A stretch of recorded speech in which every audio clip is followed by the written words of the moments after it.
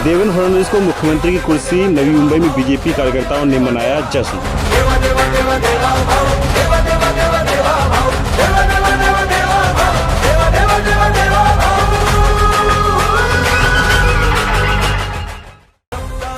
Bharatiya Janata party द्वारा देवेंद्र फडणवीस को फिर एक बार मुख्यमंत्री बनाने की घोषणा से खुश होकर नवी मुंबई भारतीय जनता पार्टी के कार्यकर्ताओं ने बुधवार शाम वाशी के छत्रपति शिवाजी महाराज चौक पर जश्न मनाया। इस अवसर पर कार्यकर्ताओं ने कहा कि उन विरोधी के मुंह पर तमाचा है जिन लोगों ने 2019 में देवेंद्र फडणवीस को धोखा दिया था।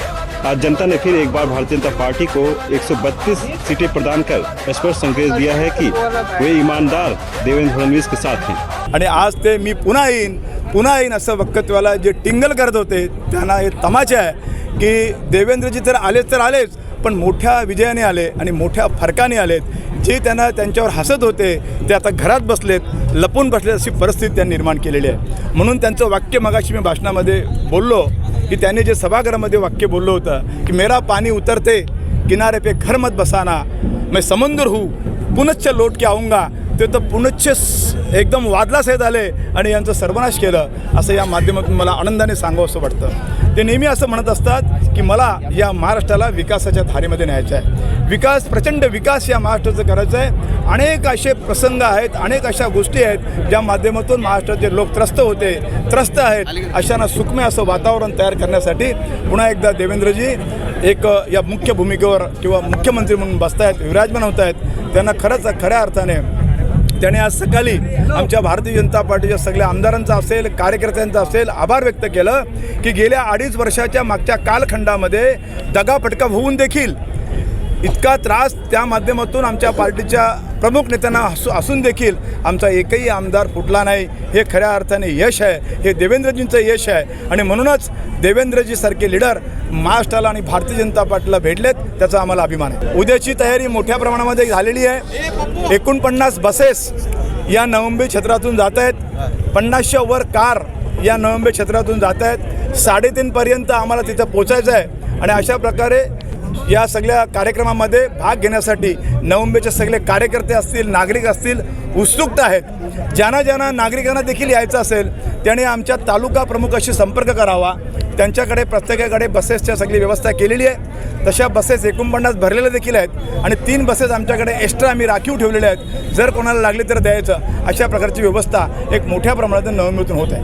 उन्होंने बार इस चीज़ को दोहराया भी है कि मैं वापस क्यों आऊँगा, किसके लिए आऊँगा। तो उन्होंने सब बताया कि युवकों के लिए, उनके समृद्धि के लिए मैं वापस आऊँगा, मैं मेरे सीनियर सिटीजन लोगों को अच्छा सुखमय वातावरण बनाने के लिए मैं वापस आऊँगा, मैं इस महाराष्ट्र के विकास को धारे को आगे लेके जाने के लिए मैं फिर एक बार वापस आऊँगा। और मेरे ख्याल से वो वापस आ गए हैं। तो उन्होंने एक शेर भी कहा था, मैं दूसरी बार एक बार और हिंदी में बोल देता हूँ कि मेरा पानी उतरते मेरे किनारे पे घर मत बसाना, मैं समुद्र हूँ मैं लौट के पुनः आऊँगा। और ये पुनः आ गए हैं, बादल लेके आए हैं। उन्होंने विरोधियों का सुपड़ा साफ करके आए हुए हैं। इसके लिए हमको उनके ऊपर अभिमान है कि ये भारतीय जनता पार्टी के हमारे नेता हैं और ये नेते जो है ये भारतीय जनता पार्टी के कल मुख्यमंत्री में विराजमान होंगे।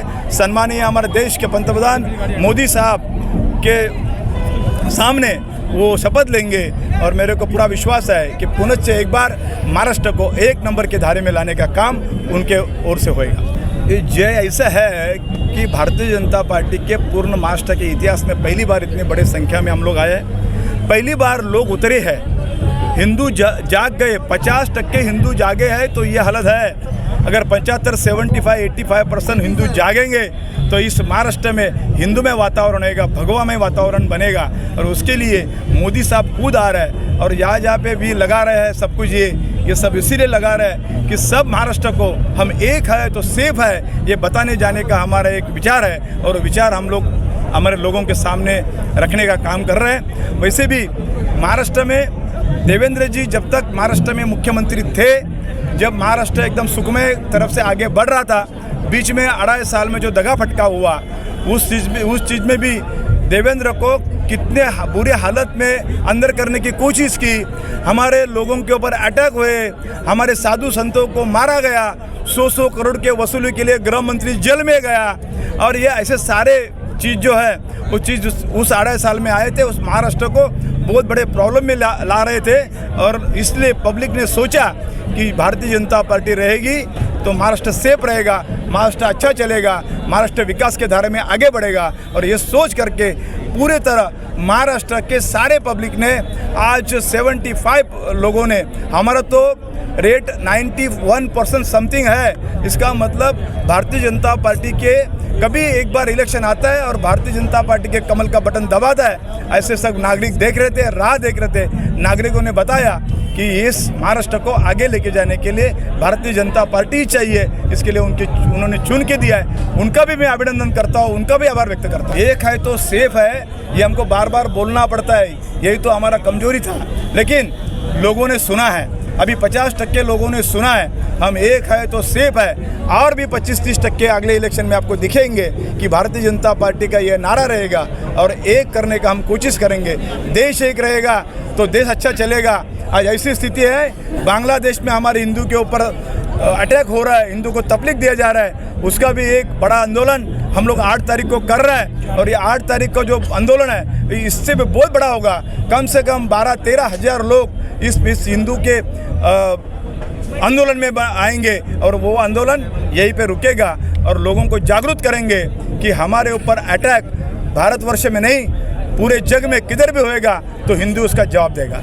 हमारे पास शब्द नहीं है कि कितनी खुशी है कि जो पूरे भारतीय जनता पार्टी के कार्यकर्ताओं की जो दिल की बात है कि देवा भाव ही मुख्यमंत्री बनना चाहिए।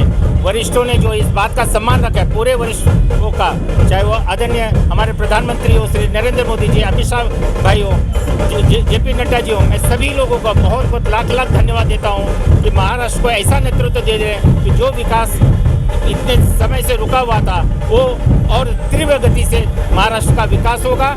और जिस ऐसा माहौल रहेगा जिसमें हर समाज के लोग अपने आप को सुरक्षित महसूस करेंगे, बहन बेटियां अपने भाव के लिए जो उन्होंने मत दिया, उसका मतलब कि उनको आज इतनी खुशी है कि जिस देवा भाव ने उनके लिए इतना कुछ किया, उप मुख्यमंत्री रहते हुए, तो मुख्यमंत्री बनने के बाद उनके लिए और क्या करेंगे, एक नई आशा की किरण जागी हुई है।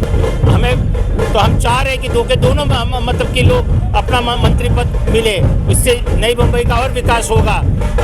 कि जब हमें एक नेतृत्व मिलता है तो उसके पीछे लाखों कार्यकर्ता एकजुट होते हैं और एक नई विकास की सीढ़ी मतलब की जागी होती है। आप देख रहे हो कि आने वाले दिनों में जो नई मुंबई में अपना एयरपोर्ट आ रहा है, बाकी IT का जो हब बनने वाला है, इसके लिए हमको नेतृत्व की ज़रूरत है। मैं तो बोलूँगा नई मुंबई से अगर 2 नहीं तो कम से कम एक किसी भी विधायक को मंत्री बनना ही चाहिए। सबसे पहले तो हमारे देवू भाऊ देवेंद्र जी फडणवीस को ढेर सारी शुभकामनाएं। आज उन्हें वापस से जिम्मेदारी दी है हमारे प्रधानमंत्री मोदी जी ने, हमारे राष्ट्रीय अध्यक्ष नड्डा जी ने और गृह मंत्री अमित शाह जी ने कि वो देवेंद्र जी वापस से महाराष्ट्र का भार संभाल सकेंगे। और हमने देखा है कि जब से देवेंद्र जी ने अपने सर पे जिम्मेदारी ली है, महाराष्ट्र एक नई ऊंचाइयों की तरफ गया है।